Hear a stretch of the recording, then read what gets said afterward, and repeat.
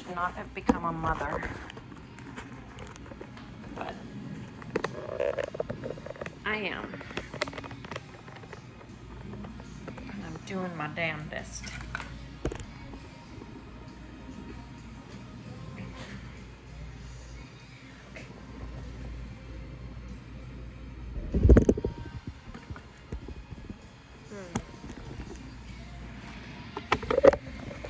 Okay, we need some cuteness over here. Okay, cuteness. Thank you. Oh, what is this? I have read and discussed the Pride program with my children. Have we? Is that like the no talking, the when you do something really nice? And you know, if I get something, if I do something wrong.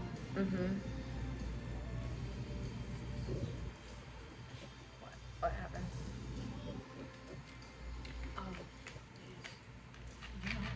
No, I don't. Get Pride points taken away, and then I can't go Friday. Oh yeah, that's right. Okay, here you go. Okay, so I just want to read you something and then bring a stool over here, okay? Because I'm going to take notes because I'm writing an article based on what I'm about to read you. Okay. All right. So the article was actually written by someone, I don't know where she lives, but her name is Kelli Kennedy. And Fritzy actually sent me the article from the San Diego Union Tribune, which is the newspaper there. All right.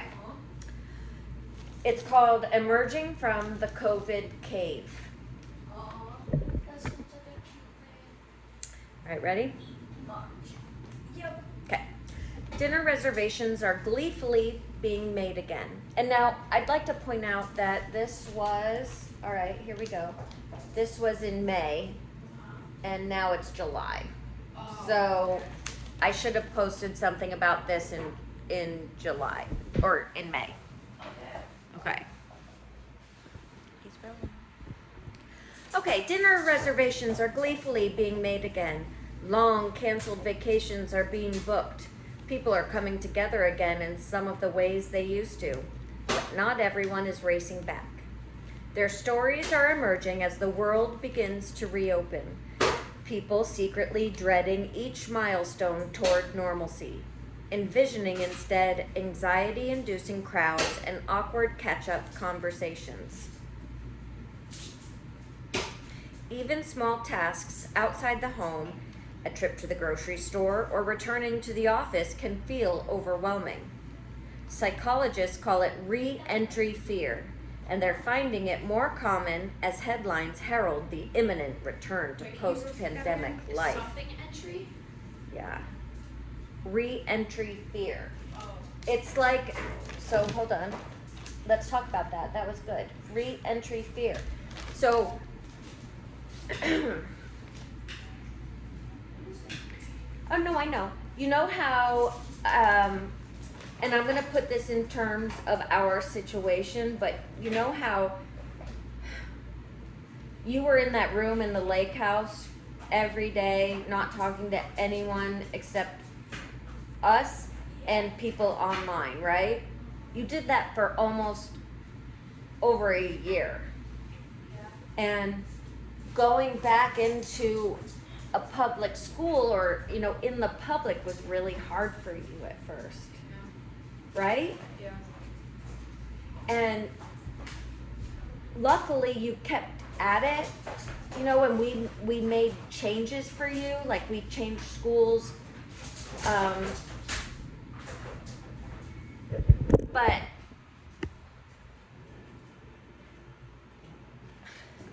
are you listening to me? Okay. So, and you have, I feel like you're getting through it, but now we're a year and a half after the country shut down. So, there are adults that are really also having a hard time. All right. I'm going to continue, yes? I've embraced and gotten used. Why? This cannot be good background noise. Okay.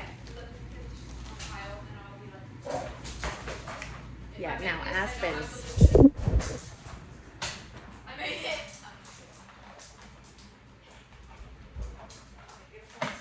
Okay, I'm starting again. This is a quote. I have embraced and gotten used to this new lifestyle of avoidance that I can't fathom going back to how it was. I have every intention of continuing to isolate myself, says Thomas Petraz, who lives alone and works from his home in the Chicago suburbs. I don't know how to pronounce his last name. I've never, Pietraz, who lives alone and works from his home in the Chicago suburbs as a content creator.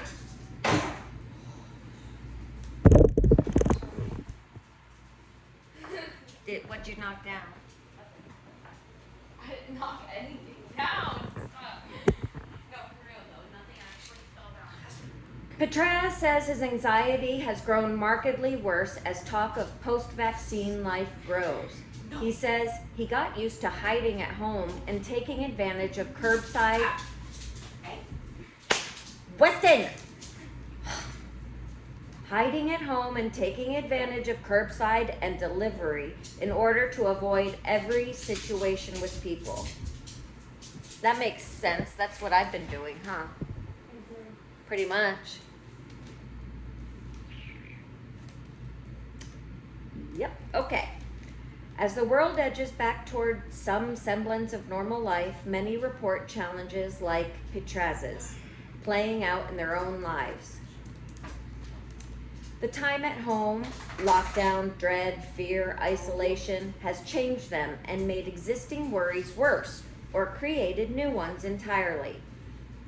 It's been a mix of reactions, says Amy Service, Director of Clinical Content at Talkspace, an online mental health group with nearly 50,000 current clients. But Talkspace, at least from what I understand, Weston, because I've been looking into like someone for you and your sister to talk to, everything is so expensive. So how can people pay for an expensive app when they're not working? That right now, anyways. Some people are very relieved about going back to normal. Others are struggling. Many people are experiencing spikes in anxiety as they feel they aren't ready for re-entry. And I know that it hasn't. You have to get pee-pee in her. Oh, look, Yeah, sorry. Okay. While some felt restricted by the confinement of home, others found safety, comfort, and even enjoyment there. Internalizing the isolation into what some psychiatrists consider a dysfunctional baseline of behavior. Oh, well, I don't agree with that. Internalizing the isolation into a dysfunctional baseline of behavior. Or are they just becoming more aware of how messed up the world is and they don't want to go out into it? Is that they're more freaking awake of what everything's going on? I don't know. I don't like that statement. See, it's the mindset. It's the mindset. What? because she knows I don't give up and I just drag her around. Well, she should give up. You should not. Like many others, Petraz said his anxiety is largely unrelated to catching COVID-19. Yep. And more about social interactions, because they've gotten so bad lately. Like, just, you know how people for almost a year wouldn't even say anything when you walk into the gas station. Are they still eating? No? Okay, good. Because Aspen just went in.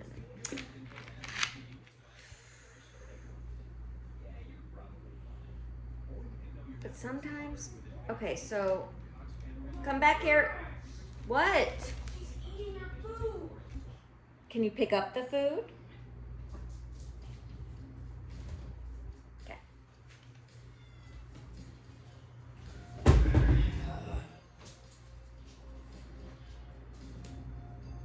So why so much anger? Stressed. Why? Because everything is so annoying. Do some jumping jacks, or how about a couple of breaths? You want to do some breaths with me? No. But I do need to go to my dad's, so. I know, so let me finish this freaking article. Oh my god. Okay. In some cases, psychologists say the manifestation is subtle, like someone who begins making repeated excuses to avoid meeting up with friends, even within a safe, socially distanced setting or if they've been vaccinated. But some cases are more extreme, says Dr. Arthur Bregman, a psychiatrist who noticed this phenomenon in his Miami practice and dubbed it cave syndrome. The people who have the most anxiety disorders in my practice, they are the worst affected. They can't even go out, says Bregman. Can't. As soon as you say the word can't, of course you can't. Because you won't. Because you can't. If you can, but you're going to work through some hurdles, then you will. What'd I just say? You're gonna work through some hurdles, then you will. That's right.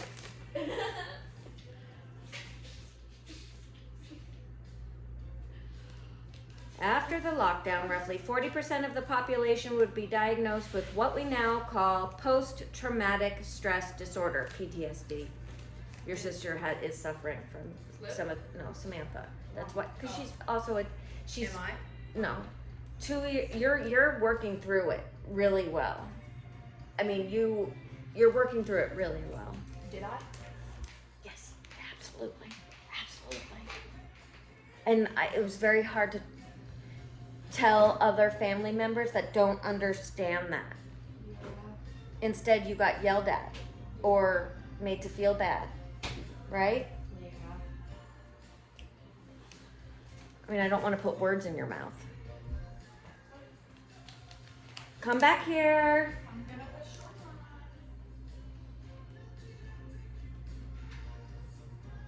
on. Takes 10 years for people to get out of PTSD sometimes, but that's also the mindset. It can take 10 years, or it can take 1 year, or it could take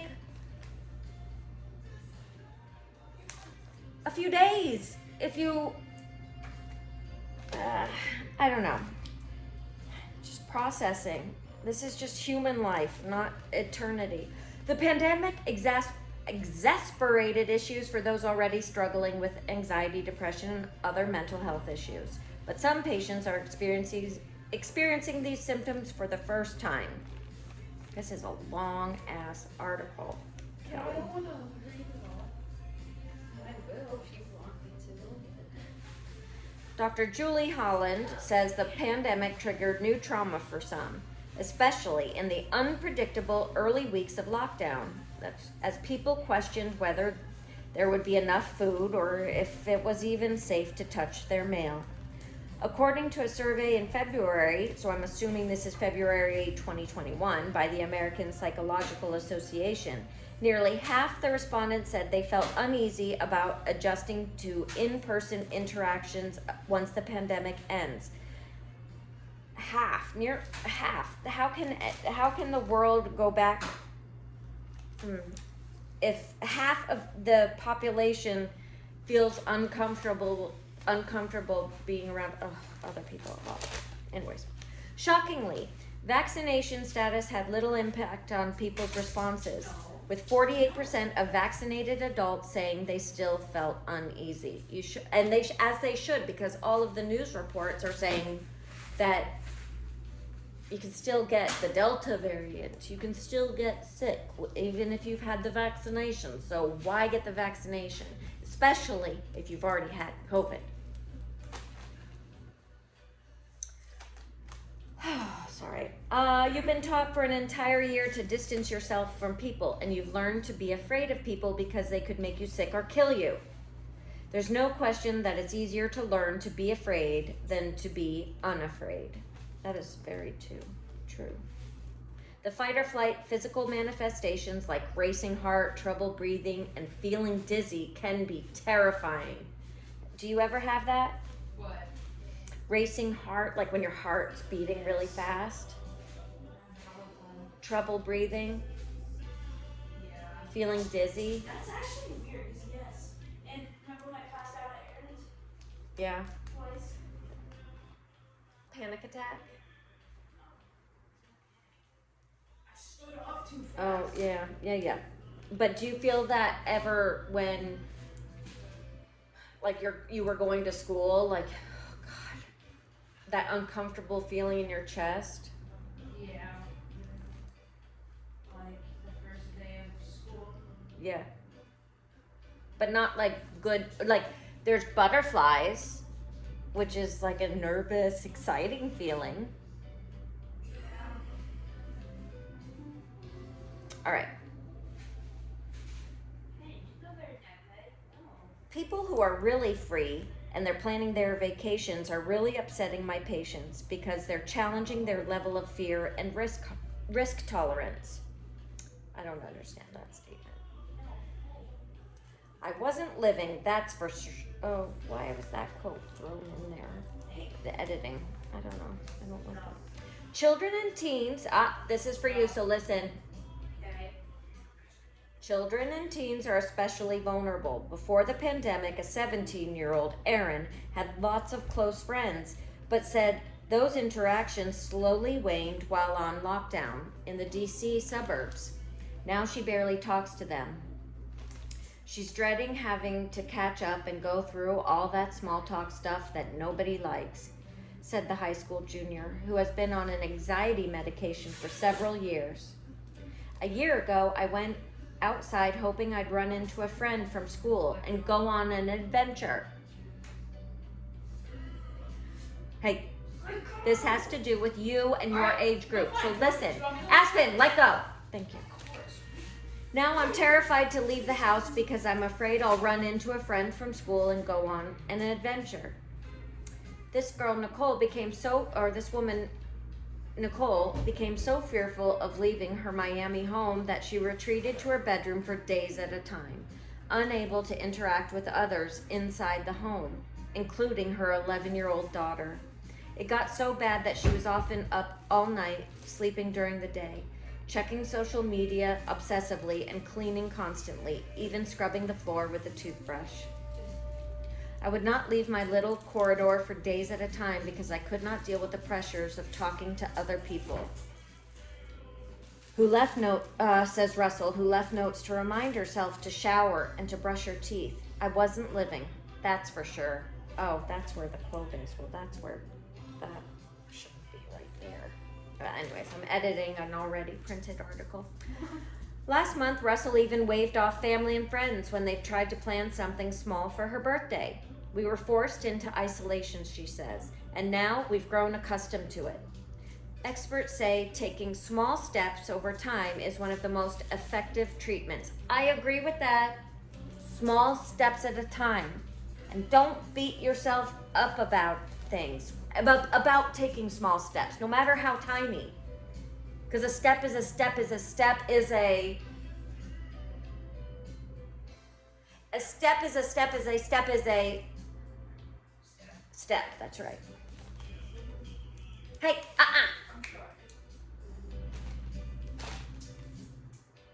Experts say taking small steps over time is one of the most effective treatments. The more patients go to the store or see friends, the more they'll discover the forgotten enjoyment of social interactions and learn that much of the world is unchanged, making it easier to venture out again. Others may need medication.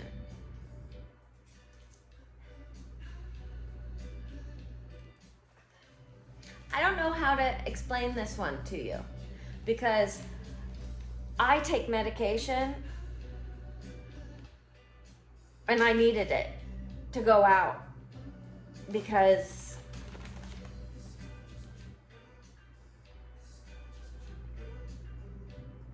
our brains are really complicated and we need to be engaged with other humans, other energy, to a degree. Healthy connections.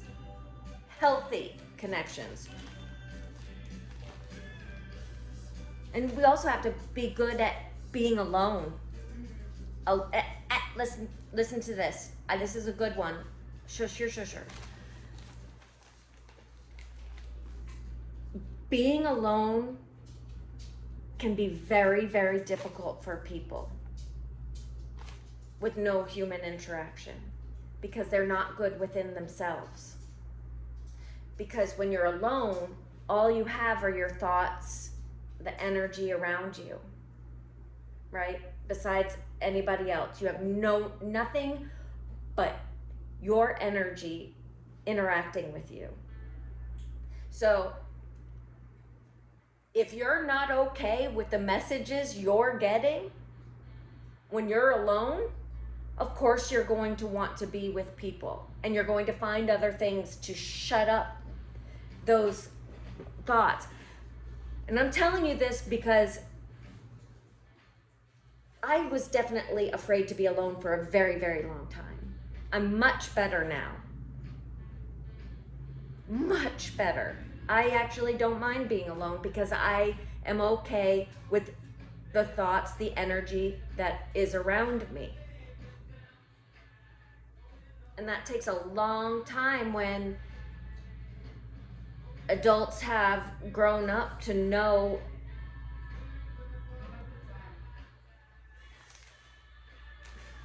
it's 4:20. Oh, I guess I should take a puff. Thank you. Puff, puff. But the point is, you don't have to be 35 when you realize this, because you don't have to be 50. You don't have to be 15. This is all about surrounding your energy when you're with people and not with people with good intentions, okay? Hey, and communicating and being open, listening to yourself. Huge. Because those voices in your head is the energy that controls you. It is you. All right, I'm getting off topic because you're distracting me. I don't want to read that whole article. All right. Russell, who described herself as non-functional, took some steps in that direction recently. She forced herself to take a terrifying trip to the grocery store. She saw people laughing and talking, and she was inspired. She started therapy along with an antidepressant. It worked, she says, and within a week, things were far better. Now, I'm up and moving around, and I want to start catching up with everybody. Oh, that's it. But that was good, yes? What did you learn? Nothing much. You already told me about this. You just read me an article. Because I've already talked to you about all of this. Yeah, I know. Well, just know that I am incredibly proud of you and for getting through this really hard time. You didn't just get through it, you powered through. And you came out and you conquered. And you're going to conquer the next challenge that comes at your way, the next dip in the roller coaster. Indeed. Thank you, baby. You can go to your dad's now.